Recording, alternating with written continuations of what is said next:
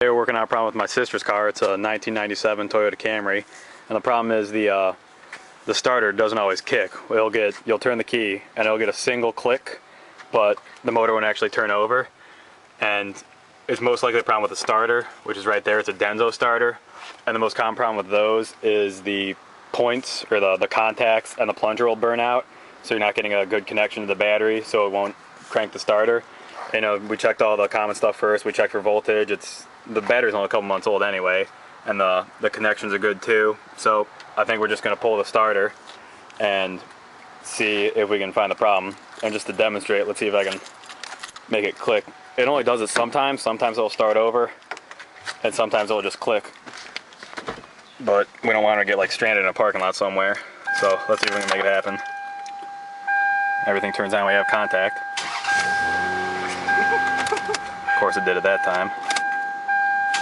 Right there. Hear that?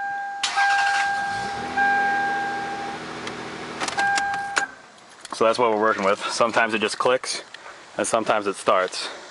And right now when I just tried it, it worked like 50% of the time.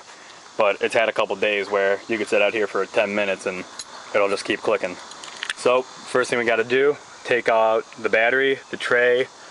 We probably got to loosen up the air box and move it out of the way. And then this box, which I think is the cruise control, that's probably got to get moved out of the way to be able to pull the whole starter out. So let's get going. Alright, we took out the battery and the battery tray. We also loosened up the air box, and this is the cruise control little servo sensor, and we just unbolted that from right here and shifted it out of the way, and it gives us access to the starter. There's a big bolt here and a bolt on the back, and I don't have a breaker bar, so I just have a 3/8 ratchet, and I added a pipe on the end, and I've just broke the bolt loose. So now we just gotta slowly work that one out.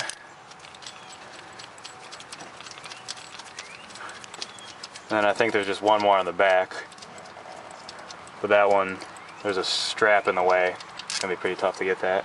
Alright, there's one. Set that out of the way. Now I'll get back here. Alright, now we got the front bolt and the back bolt off. The back bolt took a while because you can only move the wrench like one click at a time, literally. So let's try and pull this out. There we go. It's out. You just gotta put some connectors on it. You gotta move. Alright, it took a little bit of work, but we got the starter almost out. You gotta, a lot of these wires have to be pushed to the side, and there's a tiny bracket that I loosened so that I could pull it out enough, but you know, just work with it and you'll get it. So last thing is to just take off this post that goes into the battery positive. There we go.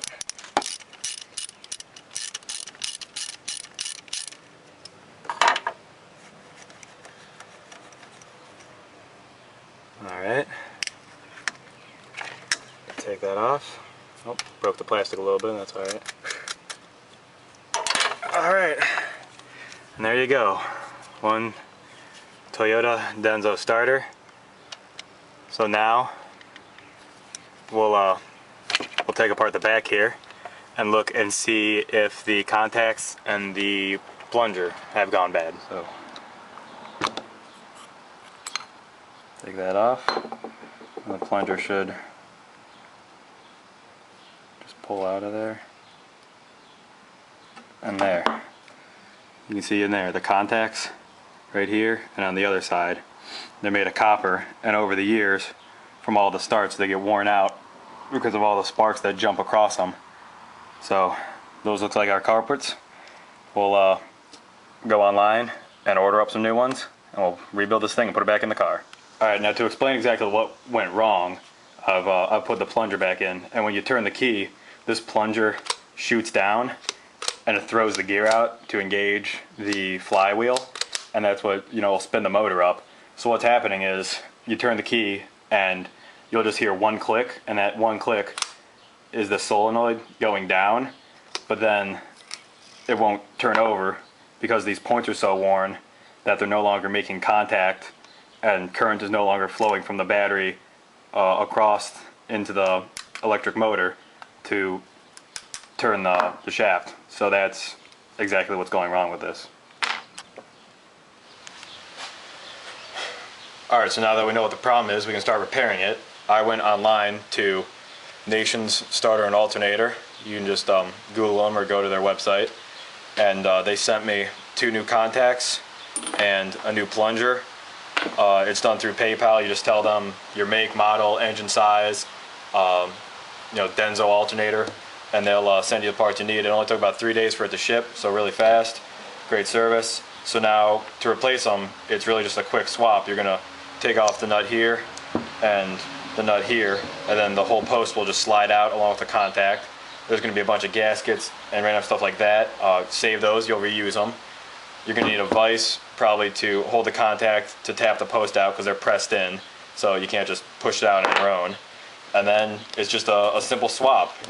Save the spring that's already in there and just drop in the new plunger. Maybe clean out the inside of all the grease and stuff, and then your alternator is going to be good to go. On Nation's website, they have a really good in-depth how-to video, and they'll show you step-by-step how to do this if you need some more help.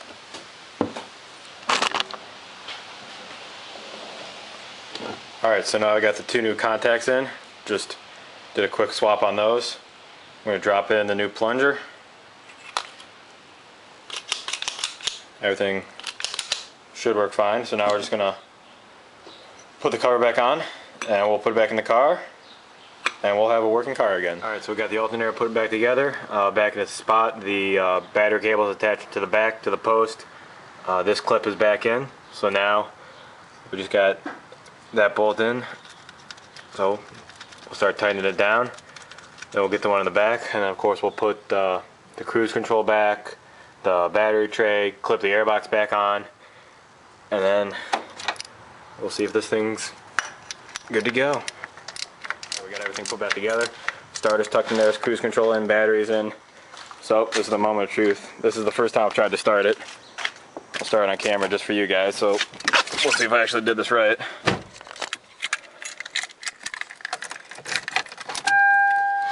Alright, we got contact. There we go. She starts right up.